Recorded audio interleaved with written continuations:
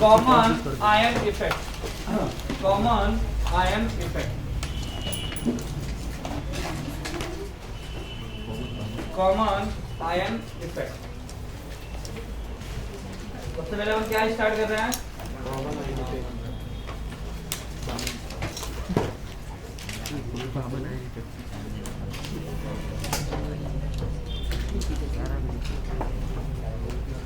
देखिए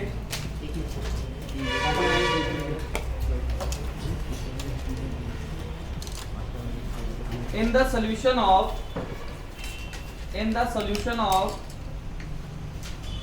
weak electrolyte, in the solution of weak electrolyte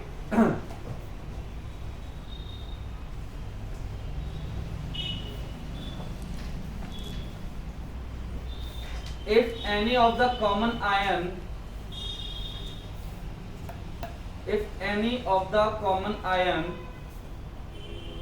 if any of the common ion is added at equilibrium, is added at equilibrium,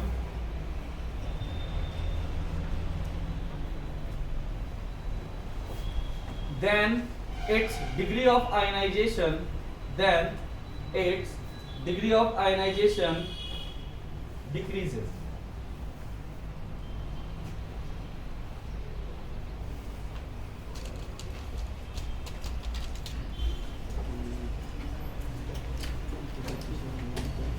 क्या लिखा हमने कि हमने कोई weak electrolyte अगर लिया, सपोज मैं ले रहा हूँ CH3COOH, बताओ किसमें ब्रेक होगा ये? CH3COO minus plus H+। अब ये कैसा है? वीक इलेक्ट्रोलाइट, और इसके दो आयंस तुम्हें मिल रहे हैं। अब कॉमन आयंस का मतलब क्या है? ठंडी लग रही है क्या?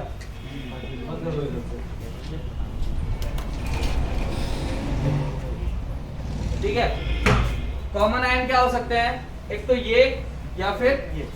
बोला क्या गया है कि इक्विलिब्रियम आने के बाद इन दोनों में से कोई भी चीज अगर ऐड की गई, मतलब सॉल्यूशन में इक्विलिब्रियम आने के बाद वापस से ऐड करे इन दोनों में से कुछ भी, तो इसका डिग्री ऑफ आयनाइजेशन क्या करेगा?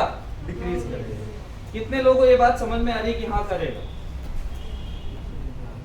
चलो मैं बताता हूँ। रिएक्शन इक्विलिब्रियम पे पहुंच गई है, ठीक है। इक्विलिब्रियम पे आने के बाद ये कुछ ना कुछ ब्रेक ही हुआ होगा ना इसमें। हम सडनली मान लो इसको बढ़ा रहे हैं। अब अगर मैंने इक्विलिब्रियम पे आने के बाद इसकी कंसंट्रेशन को बढ़ा दिया तो रिएक्शन किस डायरेक्शन में जाएगी? बैकवर्ड। और बैकवर्ड जाएगी तो उसका डिग्री ऑफ आयनाइजेशन क्या होगा? इन केस में इसको ना बढ़ा के मैं इसको बढ़ा रहा हूँ तो क्या कोई दूसरा केस होगा? इसका मतलब कॉमन आयन इफेक्ट का मतलब क्या होता है कि आप कोई भी वीक इलेक्ट्रोलाइट लो, उसमें कोई भी कॉमन आयन आप ऐड कर दो तो रिएक्शन बैकवर्ड जाने लग जाती है, और इसका जो आपने वीक इलेक्ट्रोलाइट लिया उसका डिग्री ऑफ आयनाइजेशन, पहली बात है वीक इलेक्ट्रोलाइट है, डिग्री ऑफ आयनाइजेशन इसका ज्यादा होगा नहीं, और ऊपर से कॉमन आयन इफेक्ट की वजह से और ज्यादा डिक्रीज हो जाएगा। तो एंड पॉइंट पे क्या करेंगे? इसको नेग्लिजिबल मान के चलेंगे, है ना। तो ये चीज है, समझ में आया? एग्जाम्पल लिखिए इसको, ऐसे मैं कराता हूँ example.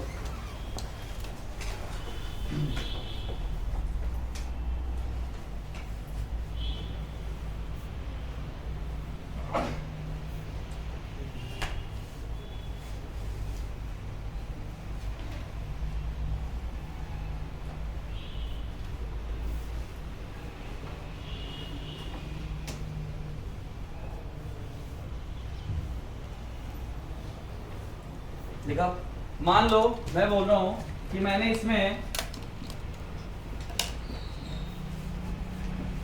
if CH3COONA is added, इसका मतलब क्या हुआ? अगर मैं CH3COONA ऐड कर रहा हूं तो ये किसमें ब्रेक होगा?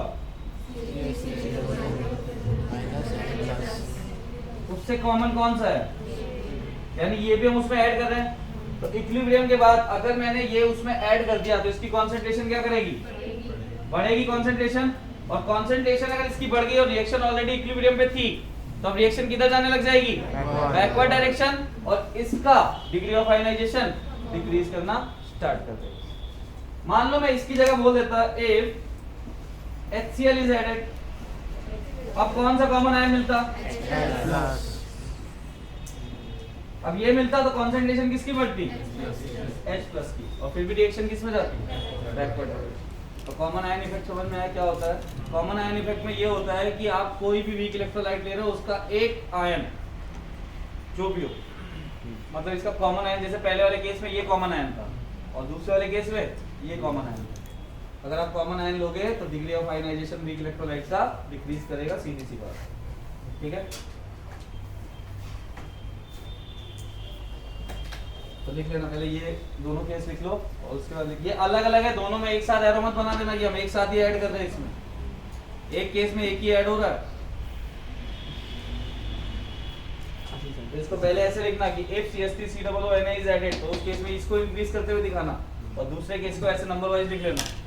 पहले हमने इसको इंक्रीज किया तो ये इंक्रीज कर रहा है, रिएक्शन बैकवर्ड डायरेक्शन जा रही है, डिग्री ऑफ आयनाइजेशन कम हो रहा है। दूसरे केस में ये किया तो ये बढ़ रहा है, फिर भी रिएक्शन बैकवर्ड डायरेक्शन में जा रही है और डिग्री ऑफ आयनाइजेशन कम हो रहा है।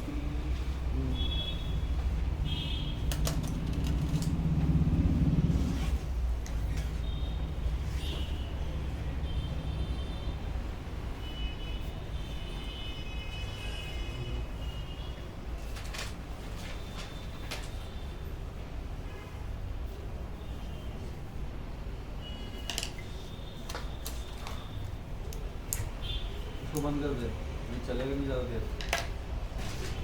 After common ion addition, reaction goes backward direction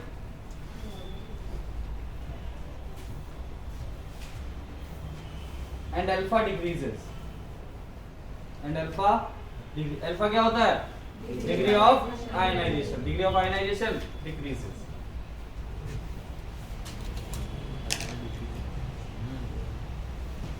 तो कोई बात समझ में आई। तो ये मान के चलो कि हम एक चीज कंसीडर कर रहे हैं कि जब हम कॉमन आयन इफेक्ट ले रहे हैं तो रिएक्शन ऑलरेडी कहाँ पे थी, इक्विलिब्रियम। क्योंकि इक्विलिब्रियम से पहले अगर तुमने इसमें कुछ भी ऐड किया तो उसमें रिएक्शन का डायरेक्शन मैटर नहीं करता, वो तो बैकवर्ड जाएगी फिर इक्विलिब्रियम लेके आएगी, है ना। इक्विलिब्रियम पे होने के बाद हम कॉमन आयन ऐड कर रहे हैं और उससे रिएक्शन की डायरेक्शन चेंज हो रही है और अल्फा डिक्रीज हो रही है। अब मान लो कॉमन आयन को छोड़ के एक चीज सोचते हैं, मैं सेम अमाउंट में इस आयन को ऐड कर रहा हूँ, सेम अमाउंट में इसको बढ़ा रहा हूँ, तो रिएक्शन क्या रहेगी, H+ का कोई लेवल नहीं रहेगा। यानी कि जितने यहाँ से उतने H+ निकलने लग जाएंगे ना इस डायरेक्शन में, इस डायरेक्शन में रिएक्शन चलना स्टार्ट कर देगी। बट ऐसा कोई केस नहीं है, मैंने सिर्फ वैसे ही हाइपोथेटिकल तुमसे पूछा है, ठीक है। चलो एक एग्जांपल लेते हैं। मान लो CH3COOH के साथ हम HCl ले रहे हैं, क्या ले रहे हैं, तो कॉमन आयन कौन सा है,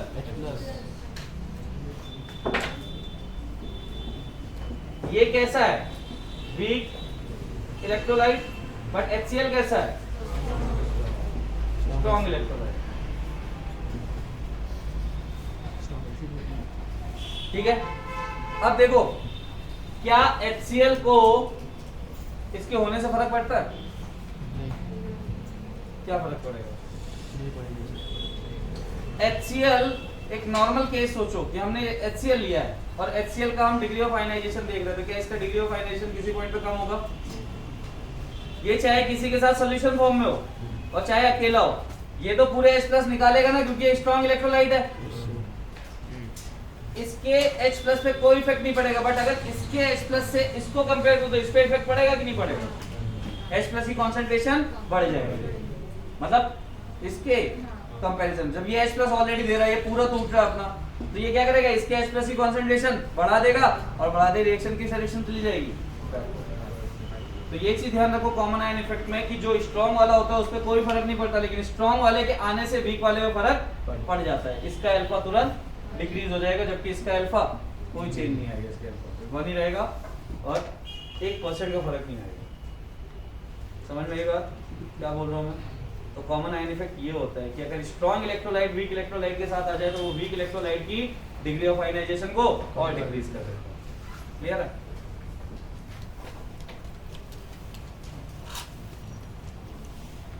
तो आप लिख सकते हो इसको,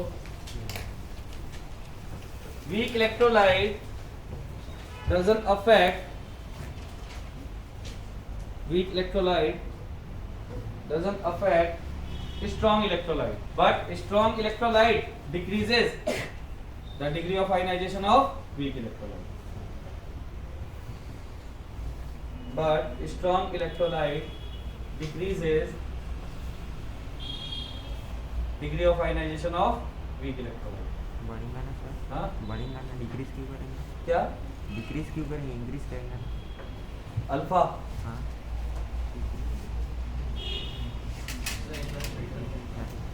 कैसे सोचता है, तुम्हें को समझ में नहीं आता। हाँ 2 सेकंड रुक जाओ। अरे मेरी बात सुन, CH3COOH ब्रेक होगा तो किसमें ब्रेक होगा? CH3COO minus plus H plus.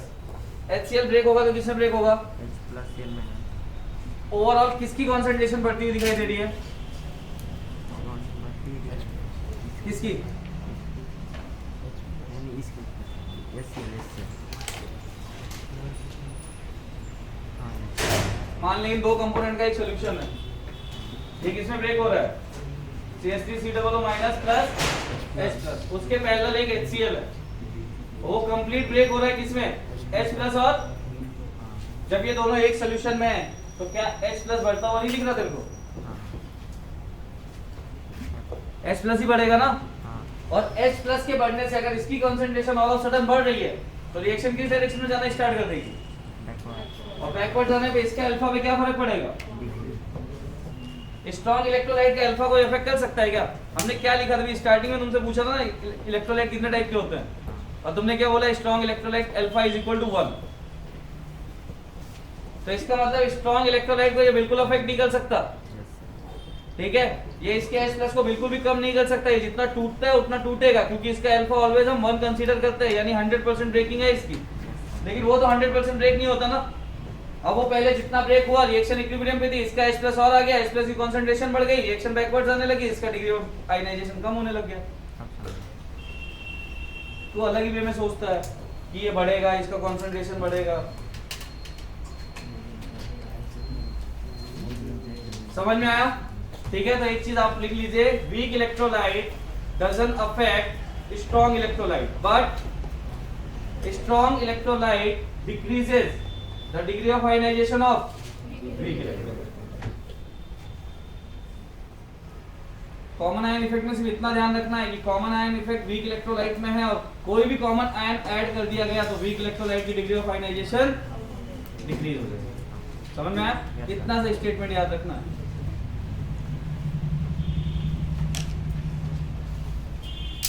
चल बता, अगर मैं CH3COOH प्लस CH3COO Na ले लूं, ये स्ट्रॉन्ग इलेक्ट्रोलाइट, ये सॉल्ट है। सॉल्ट क्या होते हैं? Strong electrolyte. ये वीक इलेक्ट्रोलाइट है। बता क्या होने वाला है? 2 सेकंड। H प्लस की अगर ज्यादा कंसंट्रेशन हाँ? तो रिएक्शन बैकवर्ड जाएगा, तो डिग्री ऑफ आयनाइजेशन डिक्रीज होगा। किसकी कंसंट्रेशन बढ़ेगी ये बता बस। कंसंट्रेशन बढ़ेगी मतलब प्रोडक्ट में ना सर। ओवरऑल किस आयन की कंसंट्रेशन बढ़ेगी? और CH3OH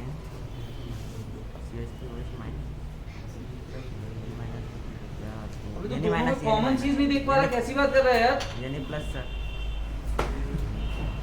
ज्यादा इन दोनों में कॉमन चीज क्या है? CH3COOH तो फिर जब CH3COOH माइनस है तो उसकी कंसंट्रेशन बढ़ेगी ना। अलग ही टाइप से बातें कर रहा है, मतलब तुझे कॉमन आयन इफेक्ट, नाम उसका कॉमन आयन इफेक्ट है, तू 2 चीजों में ये नहीं समझ पा रहा कि कॉमन कौन सा है। तू बताए क्या? तू अपने माइंड से ना ये कीड़े निकाल, क्योंकि तू जब तक ये सोच साच के बैठेगा ना तो फिजिकल में ऐसे ही रहेगा। तो क्या होने वाला है इस केस में? किसकी कंसंट्रेशन बढ़ेगी? CH3COO माइनस, और CH3COO माइनस कहाँ है? प्रोडक्ट में। तो प्रोडक्ट की कंसंट्रेशन बढ़ी मतलब रिएक्शन कहाँ जाने लगेगी? तो बैकवर्ड जाते ही इस वीक इलेक्ट्रोलाइट का डिग्री ऑफ आयनाइजेशन और भी कम होता चला जाएगा। देखो समझो, वीक इलेक्ट्रोलाइट क्या होता है? जिसका ऑलरेडी डिग्री ऑफ आयनाइजेशन कम हो, और कॉमन आयन से उसकी आयनाइजेशन और कम होती जा रही है। एक छोटा सा पार्ट है और कुछ भी नहीं। चलिए हेड डालिए, पीएच फॉर, अब नेक्स्ट है, फिर से हम पीएच पे आ गए। कॉमन आयन इफेक्ट यहाँ पे यूज होता है, इससे थोड़ा सा बताया था इसको। PH for very dilute strong acidic solution.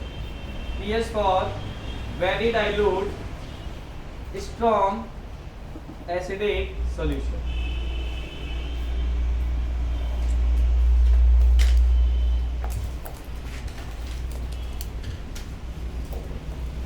Very dilute का मतलब क्या बोल दिया, मतलब क्या होने वाला है, मतलब कि हम वॉल्यूम बढ़ा रहे हैं, ठीक है।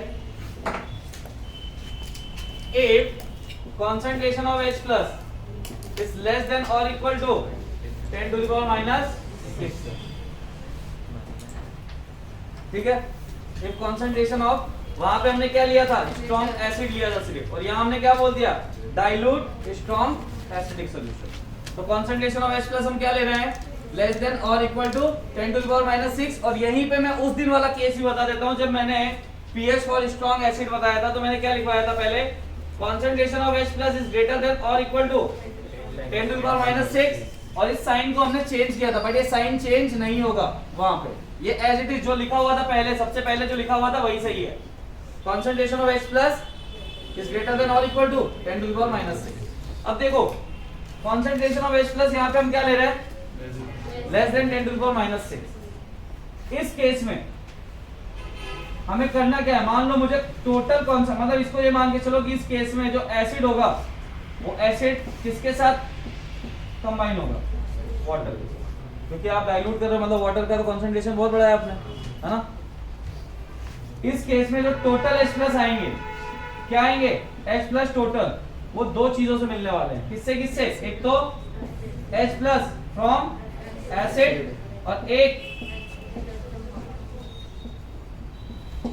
और अगर concentration 10 to the power minus 6 से ज्यादा है, तो यहाँ पे सिर्फ H प्लस की कंसंट्रेशन किस पे डिपेंड करती थी, सिर्फ और सिर्फ एसिड पे, यानी H2O को हम नेग्लेक्ट करते थे। क्यों करते थे मैं भी बताता हूँ। यहाँ पे H प्लस की कंसंट्रेशन क्या हो जाती थी, सिर्फ और सिर्फ H प्लस एसिड होता था, और यहाँ पे भी वाटर होता है, लेकिन वाटर को हम नेग्लेक्ट करके चलते हैं इस केस में। क्यों, समझो। एसिड है, मान लो हमने क्या बोला, लेस देन और इक्वल टू, मान लो मैं इसकी concentration 10 to the power minus 6 ले रहा हूं, इसकी कंसंट्रेशन कितनी होती है, -7, -6 -7, क्या क्या फर्क आता है इसमें, क्या फर्क आता है, कितना मतलब कितना चेंज आ रहा है इसमें, 0.1, और पॉइंट मतलब परसेंटेज में 10%, यानी कि इसकी कंसंट्रेशन का ये 10 टाइम्स है। अब अगर ये इसकी कंसंट्रेशन का 10 टाइम है तो क्या होगा, मतलब कंसंट्रेशन बहुत ज्यादा है, उसकी नेग्लेक्ट करना पड़ेगा, है ना।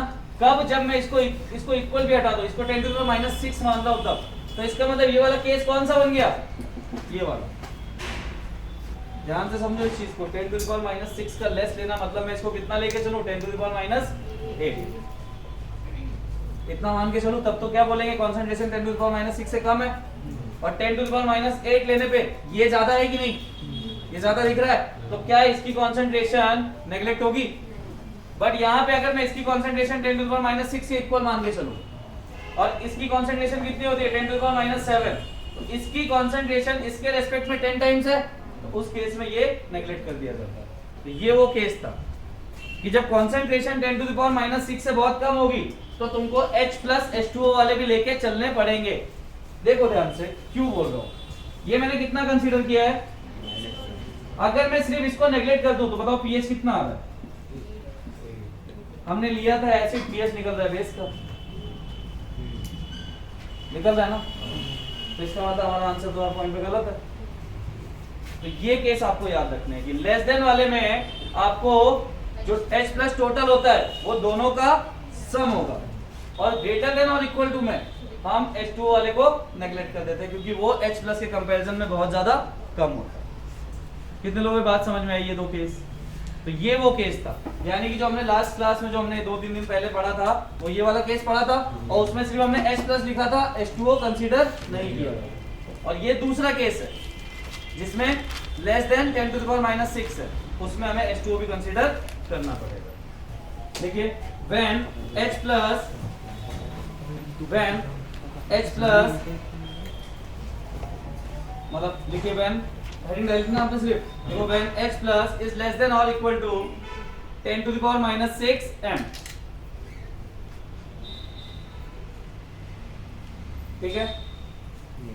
और इक्वल टू, हाँ इक्वल का फिर यहाँ है जो आई दोनों जगह रहता है, ऐसे लेके नहीं चलते, हम एक साइन लेते हैं इसमें, मतलब लेस देन की बात कर दी ना, है ना, तो अब मान ले इक्वल टू भी ले लिया तो ये वाला केस बन जाएगा। तो मतलब दोनों केस अलग अलग नहीं है, कॉन्सेंट्रेशन में डिफरेंस है। 10 टू द पावर माइनस 6 हमारा एक रेशियो है, माइनस 6 रहा तो एसिड स्ट्रॉन्ग रहेगा, और माइनस 6 से छोटा रहा तो फिर ये आने लग जाएगा, और माइनस 6 से बड़ा रहा, समझा, ये केस है, मतलब एक रेफरेंस लेके चल रहे हैं 10 टू द पावर माइनस 6, ठीक है। लिखिए then it's considered as aqueous solution, then it's considered as aqueous solution।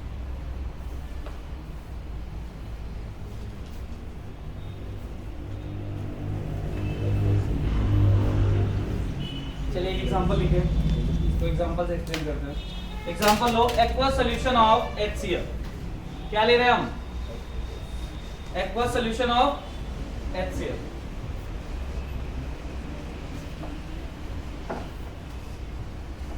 एक एग्जांपल लिखिए, aqueous solution of HCl। aqueous solution of HCl का मतलब क्या हुआ, HCl के साथ और क्या है, HCl प्लस H2, ठीक है। इसमें केस 1 डालो,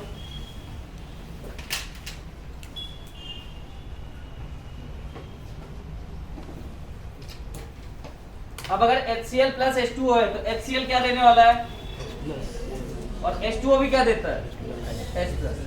अब वही दो केस आ जाएंगे, एक बार बड़ा एक बार छोटा, एक बार में नेग्लेक्ट होगा एक बार में नहीं होगा। तो बताओ अगर मैंने HCl और H2O लिया है, इसका मिक्सचर है, तो टोटल H प्लस हम कैसे निकालेंगे हर केस में, मतलब होना क्या चाहिए था, concentration of H plus acid plus concentration of H plus water, यही होगा H प्लस टोटल। तो H प्लस टोटल तो दोनों केस में इतना ही होता है, बट एक केस में नेग्लिजिबल हो जाता है और दूसरे केस में नहीं होता है। तो लिखिए case 1, if H plus is greater than or equal to 10 to the power minus 6, if H plus is greater than or equal to 10 to the power minus 6, तो बताओ ग्रेटर देन रहा तो H2O नेग्लिजिबल होगा या नहीं होगा, लिखिए then H plus from H2O is negligible, यानी उस टाइम पे तुमको इसको नेग्लिजिबल करके सिर्फ इसकी कंसंट्रेशन से क्वेश्चन को सॉल्व करना, वहां से पीएच निकालना, ठीक है।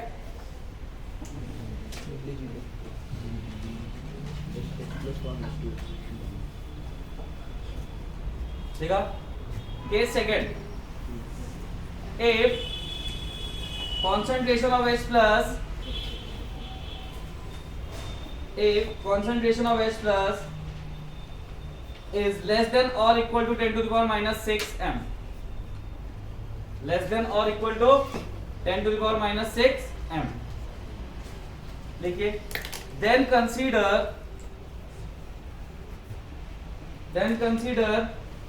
H plus from water also, then consider H plus from water also, ठीक है। चलो इस पे हम सीधा सीधा एक चीज एक क्वेश्चन करते हैं तो हमें समझ में आ जाएगा। तो दो केस में से क्या केस है, अगर concentration of H plus question में ग्रेटर देन और इक्वल टू कितनी दे दी है 10 टू द पावर माइनस 6, तो ये वाला पार्ट रिमूव हो जाएगा, और अगर उससे कम दे दी है तो ये वाला पार्ट ऐड होके क्वेश्चन सॉल्व होगा। समझ में आए दोनों केस, ये ध्यान रखना, बार बार बोल रहा हूँ, अगर तुम बिना रिवीजन एक क्लास में घुस रहे हो तो आगे आगे जैसे जाओगे इस चैप्टर में वैसे वैसे दिमाग खराब होगा, मेरा भी हो तुम्हारा भी, ये ध्यान रख लेना। चलिए क्वेश्चन लिखिए, calculate pH for 10 to the power minus 8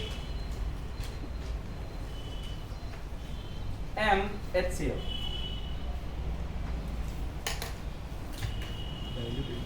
concentration of H plus क्या दिया हुआ है, कौन सा केस बन रहा है ये? लेस देन और ग्रेटर देन। तो इसका मतलब ये केस बन रहा है when concentration of H plus less than और equal to 10 to the power minus 6। तो इस केस में H प्लस टोटल क्या हो जाता है? अब सोचो कि अगर हम H2 वाला केस नहीं लेते तो यहाँ से pH कितना निकल के आता है? और 8 pH किसके लिए होता है? बेस के लिए। और तुमने सॉल्यूशन किसका लिया? तो गलत हो गए। इसका हमें ये तो कंफर्म है ना कि एसिड के लिए pH वैल्यू 0 से 7 के बीच में हो सकती है, भले वो 6.9 रहे, लेकिन 7 से बड़ी तो नहीं हो सकती ना। 7 से बड़ी तो बेस हो गया। ये गलती होती है, ठीक है।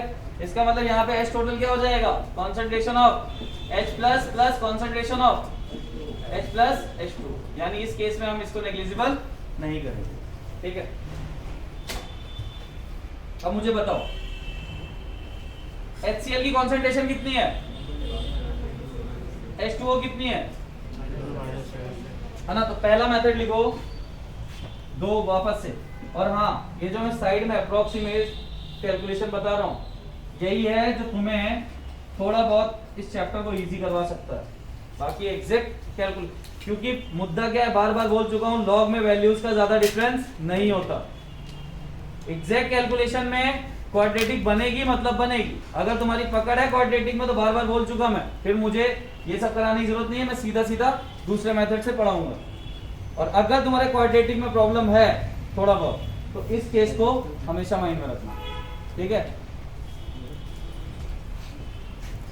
चलो 10 to the power minus 8, 10 to the power minus 7 log लेंगे। लॉग लेने पे ये कितना हो जाएगा? pH। और ये कितना हो जाएगा? अगर मैं इसको ऐड करूं तो ये कितना हो जाएगा? 11 into 10 to the power minus 7. 11 into 10 to the power minus 7. Minus माना जाएगा minus 8 minus 10 to the power minus 8, ठीक है। और ये किस फॉर्म में है? जब हम लॉग ले रहे हैं, है ना। मुझे एक बात बताओ, 11 into 10 to the power minus 8 हो सकता है, तो लॉग लेने के बाद थोड़ी चीजें चेंज होगी। क्या आ रही है? Concentration of H plus. अब अगर तुम लॉग लो तो ये कितना हो जाएगा? 8 माइनस लॉग 11, और लॉग 11 कितना होगा? 1 पॉइंट समथिंग, यानी कि वैल्यू मतलब 7 से जस्ट नीचे, अप्रोक्सीमेट 6.9 के आसपास आंसर होगा। कितना आंसर होगा? 6.9 के आसपास। समझ में आया क्यों लिया हमने? क्योंकि अगर हम इसको नहीं लेते तो वैल्यू कहाँ जाती? 8, और 8 किसकी वैल्यू है? बेस की। तो बस इतना केस याद रखना है कि कॉन्सेंट्रेशन लेस देन रही तो आप H प्लस H2O कंसीडर करोगे, और ग्रेटर देन रही तो नहीं करोगे। 59 अभी मल्टीप्लिकेशन तो लिया है। क्या हुआ? देखो 11 into 10 to the power minus 8 समझ में आई तीनों। मुझे पता है, मेरे को तेरे से एक्सपेक्टेशन कभी नहीं थी, मैं तेरे को बहुत सही समझता था। अब तू ना खुद को ना और ज्यादा नीचे दिखाता जा रहा है। मल्टीप्लिकेशन ऐड होता है ना, एडिशन चले 1 बाय।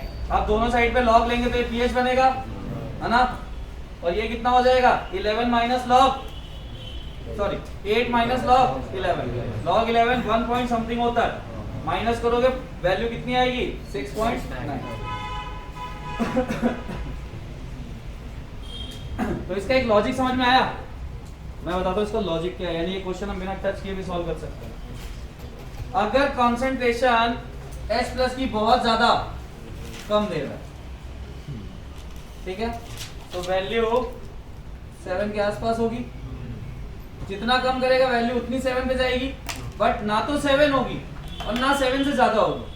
तो 4 ऑप्शन अगर तुम्हारे पास रहे और 7 के आसपास जो सबसे आसपास रहा उसी में तुम टिक कर देना, तुम्हारा आंसर हो जाएगा बिना कैलकुलेशन।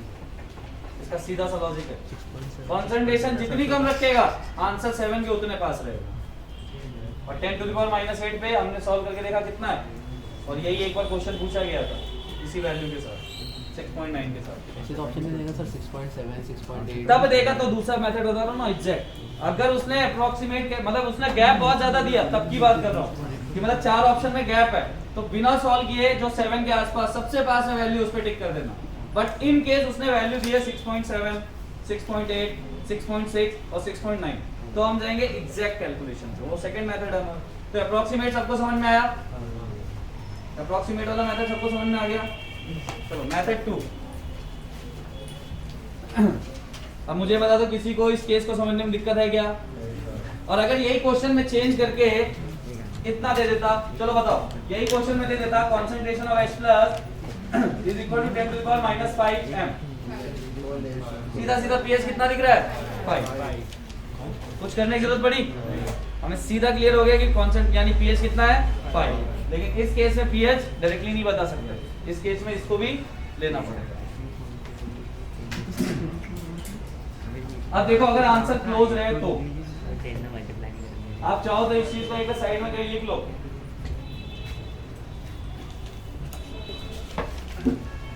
कि अगर आंसर में डिफरेंसेस रहे तो आंसर वही टिक करेंगे जो 7 के पास होगा इस केस में, और आंसर में डिफरेंसेस नहीं रहे तो सेकंड मेथड जो बता रहा हूं वो यूज करना।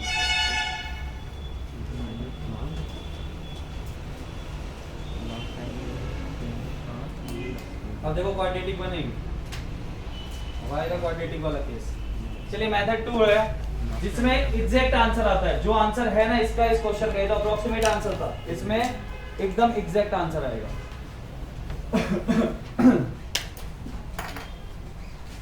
देखो इसमें वो लिख दिया नोट, लिखने की नीड है तो लिखो। चलिए हम ले रहे हैं H2O, हमने एसिड लिया है तो एसिड तो पूरा ब्रेक हो रहा है। H2O में क्या क्या मिलने वाला है?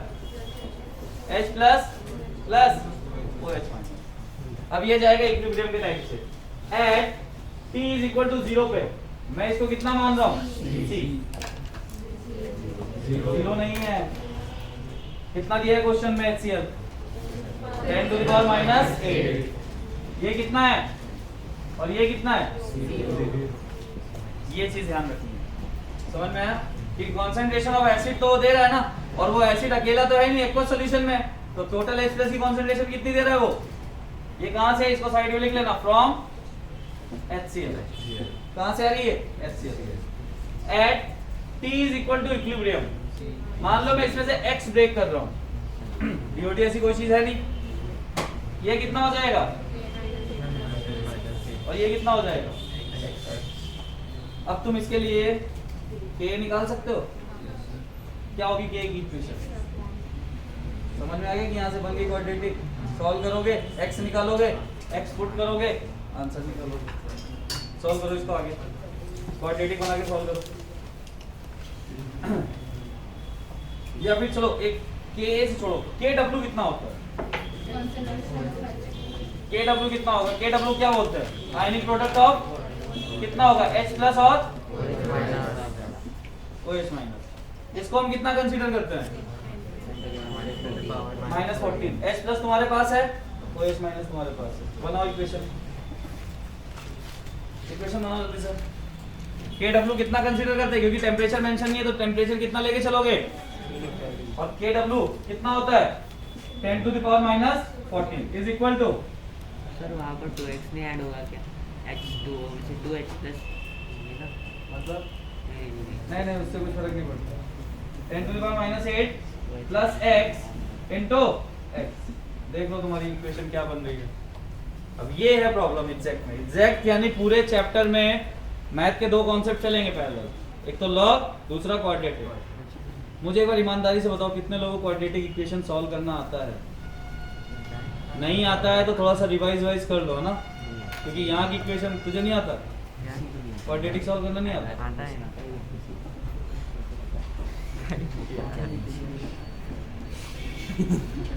अरे हाँ बेटा इजी देंगे उसको तो आएगा ही ना। बता x की वैल्यू क्या क्या आएगी? बता। नहीं बताऊंगा। नहीं आएगी। उसमें है 32 minus sir 3 plus minus sir 6 plus minus root 32 हाँ? 6 प्लस माइनस रूट रूट में ले आया तब ठीक समझ गया। फिर आती है ना वे तुझे? अरे मैं कुछ नहीं बोल रहा हूँ सर, आप इसके चलो क्वाड्रेटिक बनेगी यहाँ से क्वाड्रेटिक बनाने के बाद क्या तुम x कैलकुलेट कर लोगे? x कैलकुलेट हो जाएगा कैलकुलेट करके बताओ x कितना आ रहा है। अब देखो इस पार्ट में मैं तुम्हें भाई देखो जेई वाले हो तुम, है ना, अगर मैथ कहीं पे इन्वॉल्व हो रहा है तो उतना मैथ तुम्हें आना चाहिए। फाइनली मैं x की वैल्यू बता दूंगा।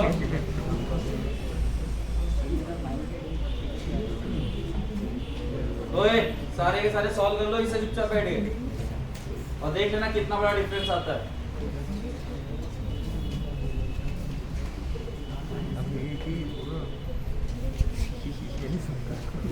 तो सॉल्व हुआ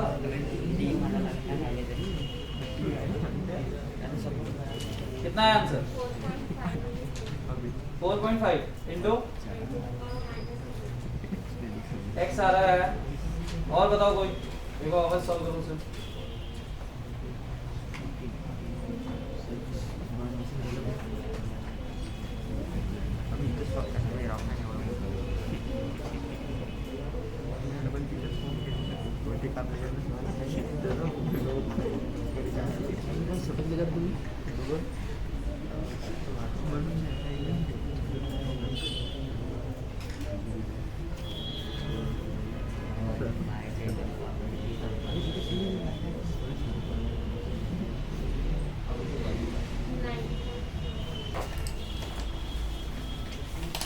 Dilute solution of strong base. pH for dilute solution of strong base. आप में से किसी ने कल के आयनिक के लेक्चर्स देखे हैं क्या? अगर कोई देख रहा है तो मुझे ऐसा दिख रहा है तुम में जब भी दो पार्ट में भेजो ना तो पार्ट 2 में व्यूज हमेशा ज्यादा रहते हैं और पार्ट 1 मतलब वो किसी ने देखा है नहीं देखा मुझे पता नहीं, पार्ट 2 में सब घुसे पड़े हैं। अगर कहीं पे मेरा लेक्चर है, मैं फिर से बता देता, आप लोग इतने टाइम से रहो पता होगा, एक पार्ट है तो मैं सिर्फ नंबर लिखता हूँ 1 2 3 और दो पार्ट होते हैं तो मैं A B C करके लिखता हूँ। तो कम से कम इतना जरूर चेक कर लिया करो कि लेक्चर किस फॉर्म में दिया हुआ है। जैसे उसमें 4A और 4B है, 4A 25 मिनट का है और 4B 47 समथिंग का है, तो लोगों ने सीधा 4B पे पकड़ा है उसको, क्योंकि वहां से हमने वो वाला पार्ट हटा दिया तो 10 to the power -6 वाला था, वो वाला पार्ट नहीं है ना पूरे लेक्चर में, इससे दो पार्ट से बनाया है। चलिए pH for dilute solution of strong base, लिखो केस 1। एक केस पढ़ चुके हो, बेस का कौन सा पढ़ा हुआ है तुमने? Concentration is greater than 10 to the power -6 और दूसरा केस अब क्या लेंगे? Less than 10 to the power -6। लिखिए केस 1।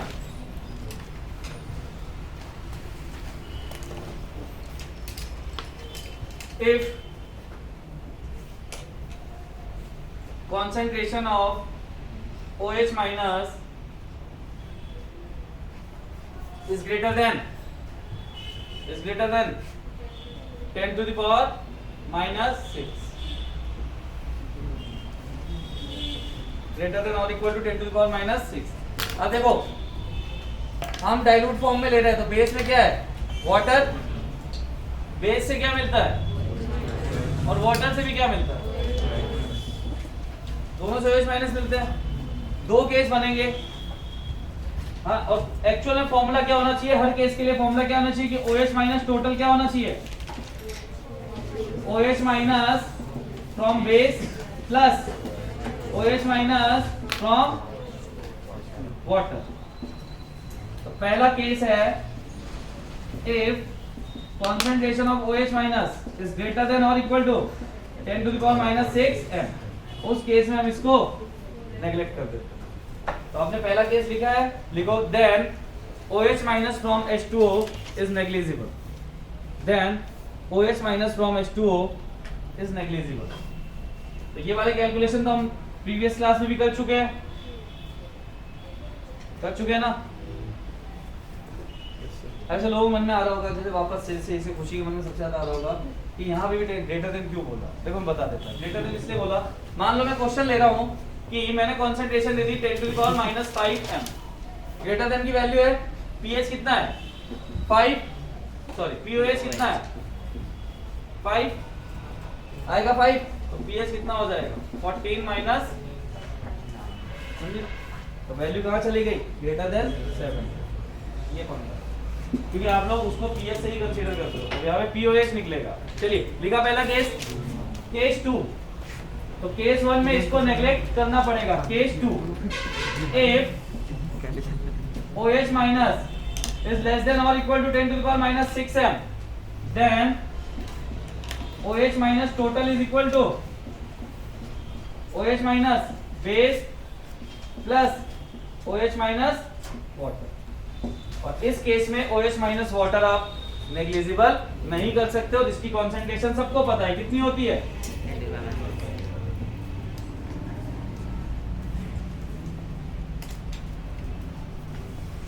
तो मेरे हिसाब से अब आपको चीजें समझ में आ रही होंगी क्या हो रहा है ना, किस केस में क्या लेना और किस केस में क्या नहीं लेना। तो समझ में आ रहा है। अब एक क्वेश्चन दूंगा तो दोनों मेथड से खुद ही कर लोगे।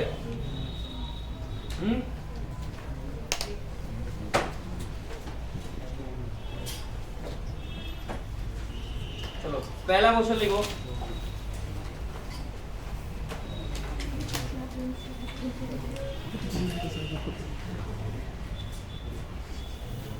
तो किस केस में, चलो एक बार लिख लो, फिर मैं तुमसे एक दो क्वेश्चन पूछ लेता हूँ, फिर चलते हैं। सर हटा दूं ना? सर वो बताना था सर 11 कैसे आया, 11 कैसे आया बताना। क्या 11 कैसे पिछले है? क्वेश्चन में पिछले क्वेश्चन में 11 कैसे आया। 1 by 10 to the power 8 and 1 by कहाँ 10 to the 11 power कैसे? अरे भाई 10 से मल्टीप्लाई करेंगे ना बेस सेम करासाठी।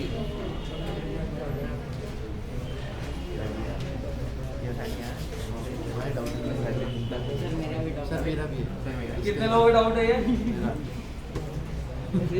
मेरा नहीं है सर। मेरा है। Concentration of H plus is equal to 10 to the power minus 7 plus 10 to the power minus 8।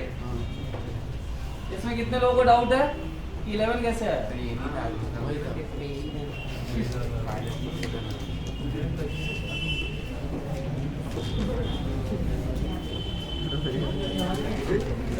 इसको क्या लिख सकते हो, इनको चेंज करके और क्या क्या लिख सकते हो? इसको क्या लिख सकते हो? 10 to the power minus 7 है, ये minus 8 है। दोनों में से हम चेंज करके कौन सी पावर इक्वल कर सकते हैं? इसको चेंज कर सकते हो या इसको? इसको कितना लिख सकते हो? इसको कितना लिख सकते हो? उसको भी तो लिख सकते हैं 10 into 10 to the power minus 8। 10 to the power minus 1। सही है। हाँ 10 to the power minus 1 into, इसका मतलब क्या हुआ? अगर बेस सेम है तो पावर का एडिशन माइनस 80 है। अब लॉग लेने के बाद जब तुम एडिशन करोगे तो लॉग लेने के बाद तुम्हें ये नहीं समझ में आएगा 11 कहाँ से आ रहा है। इसका लॉग लेके बताओ एक बार पूरे इक्वेशन का। किसको इसको डाउट है इसमें 11 कैसे है? नहीं एक बार रुको, लॉग लेके करो। सर उसको भी कर सकते हैं 10 to the power minus 7 वही हो जाएगा। यार देखो इस चीज में देखो मैं तुम्हें कोई हेल्प नहीं कर सकता ना, ये मैथ्स के पार्ट है। अब आप इतने, अगर आप ऐसे चीजें पूछ रहे हो कि ये सब कहाँ से, आप सोच रहे हो कि मतलब अगर मैं इन सब चीजों में घुसूंगा तो मेरा पार्ट कब पढ़ाऊंगा यार? थोड़ा तो मतलब इतना आप लोगों को अपने अंदर सेंस रखना पड़ेगा ना मैथ्स को लेकर।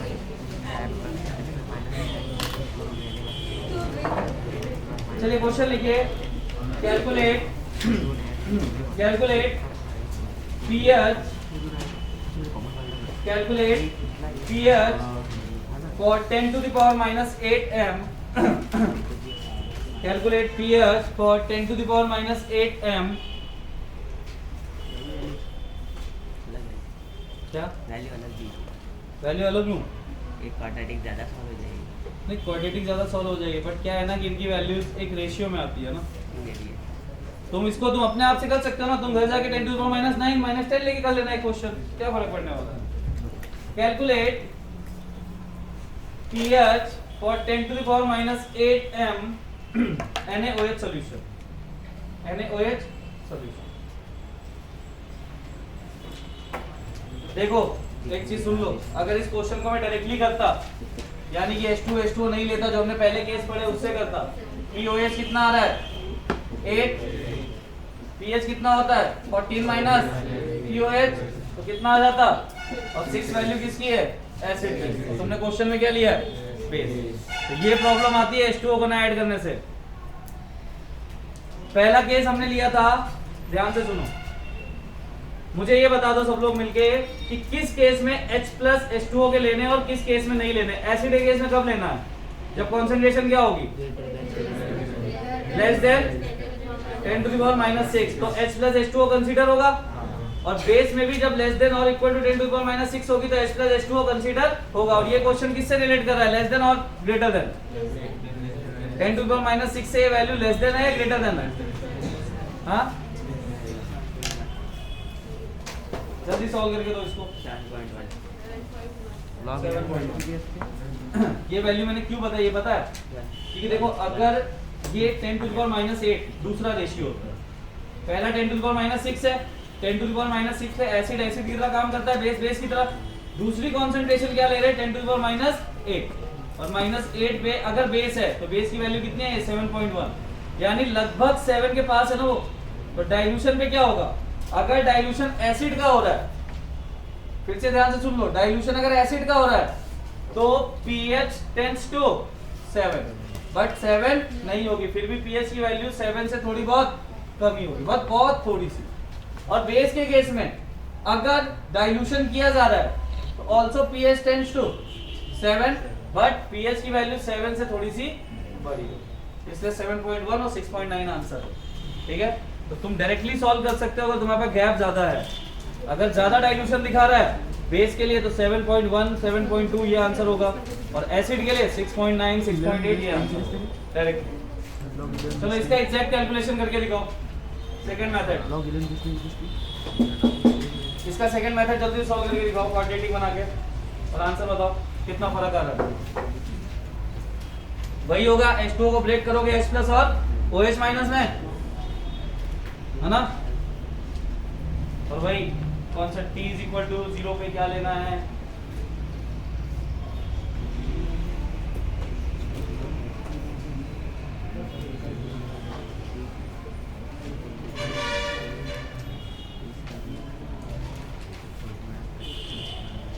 और अगर आज के लेक्चर के बाद तुम समझदार होगे ना तो कल से पढ़ के आओगे, ध्यान रखना। क्योंकि सोचो ना, केमिस्ट्री में तो हमारा डाउट ही नहीं है, हमारा डाउट तो कहीं और जा रहा है। अब मैं तुम्हें लॉग सिखाऊं और मैं तुम्हें क्या नाम है वैल्यूज कैलकुलेशन सिखाऊं, मैं तुम्हें क्वाड्रेटिक सिखाऊं, तो आप खुद समझते होंगे कि अगर कोई चैप्टर कनेक्टिंग है तो हमें दोनों पार्टों करना है।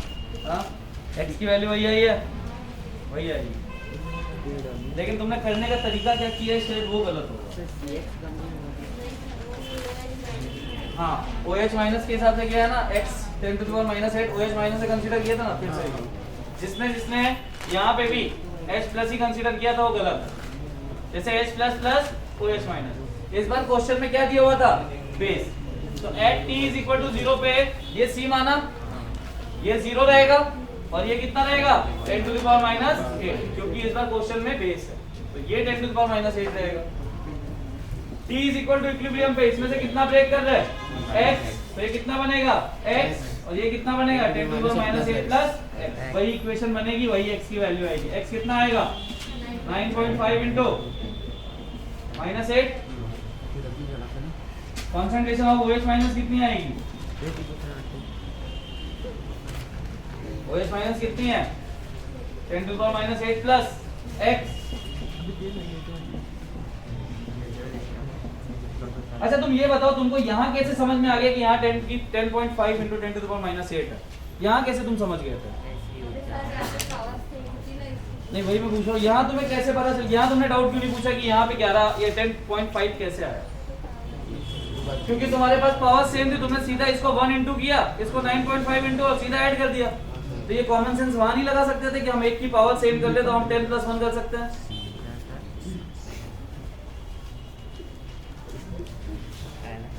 फालतू की चीजें तो पूछते हो ना यार। ये क्या है? कंसंट्रेशन ऑफ OH माइनस, यही आ रही है 10.5 into 10 to the power -8। POH कितना होगा? 8 माइनस लॉग 10.5। आंसर में कितना डिफरेंस आ गया? डायरेक्ट से 11 आया होगा, है ना? और तुम्हें क्या POH आ रहा है ये, और PH में तो 14 माइनस समथिंग होगा, आंसर 7.5 7.1 आंसर। वही कॉमन फॉर्मूला से साला एक फॉर्मूला अभी तक अलग नहीं यूज कर रहे, पीएच पीओएच पीएच पीओएच यही यूज करते जा रहे हैं, बस बीच में थोड़े बहुत कॉन्सेप्ट ऐड हो जाते हैं और वहां अपन कंफ्यूज हो जाते हैं। तो देखो यार मैं मतलब अगर मेरा दिमाग खराब हुआ और मैं पूछने पे ही आ गया भैया मैंने ये देखना ही स्टार्ट किया तुम कितना रिवीजन करके आ रहे हो नहीं आ रहे हो, तो देखो क्लास में फिर मैक्सिमम रेशियो वीडियो लेक्चर ही देखेगा, क्योंकि तुम्हें कैसा तुम्हारे साथ थोड़ा सा रूड हो जाओ तो तुम क्लास आना बंद कर दोगे।